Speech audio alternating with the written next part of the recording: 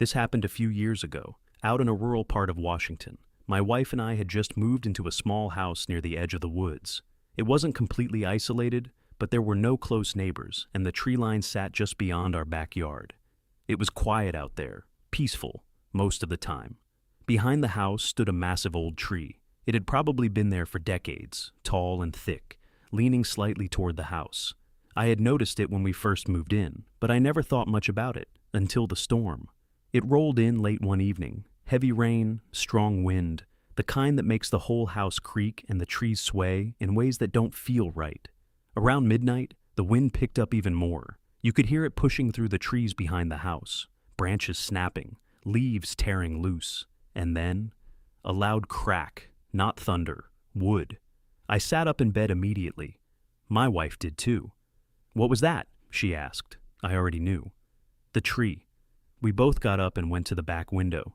The rain made it hard to see, but when lightning flashed, it lit everything up for just a second. And that's when we saw it. The tree had split. Not completely, but enough. The base was cracked, and the whole thing was leaning harder toward the house. If it came down, it was going straight through the roof. My heart started pounding. There was nothing we could do. It was too big, too late. We just stood there, watching, waiting for it to fall.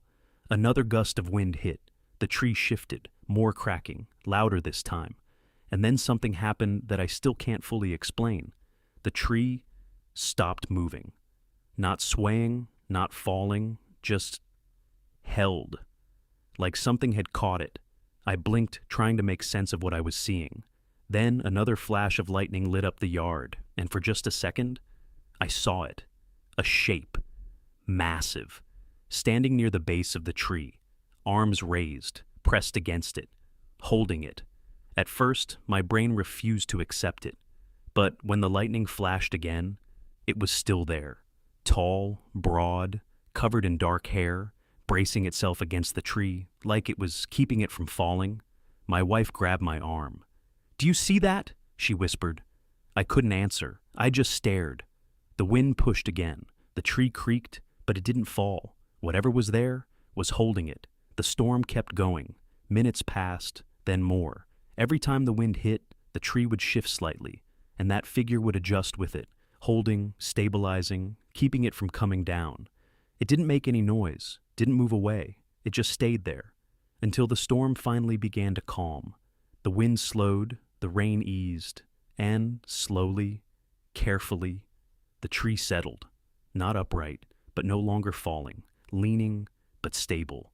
And then, just like that, the figure stepped back. It didn't run, didn't rush.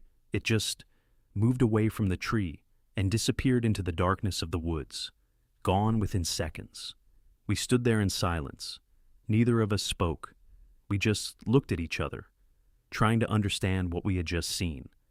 The next morning, I went outside to look at the damage. The tree was still there, cracked at the base, leaning toward the house, but somehow not fallen. What caught my attention was the ground around it, deep impressions in the mud, footprints, huge, far larger than any human, and near the trunk, marks, like something had pushed hard against it, braced itself, held it in place. I followed the prints for a short distance. They led straight back into the woods, and then disappeared. We had a professional come out a few days later to remove the tree safely. He looked at it and said something I'll never forget. "Honestly, this should have fallen during that storm." He shook his head. "I don't know what kept it up." I didn't say anything. I just nodded, because I knew, or at least I had an idea. We never saw it again, not clearly, but sometimes late in the evening, just as the sun starts to set, I get that feeling, like something is out there, watching, not in a threatening way, just present. And every time I look at the edge of the woods, I think about that night, about the storm, about the tree, and about the thing that stood in the dark and held it up long enough to save our home.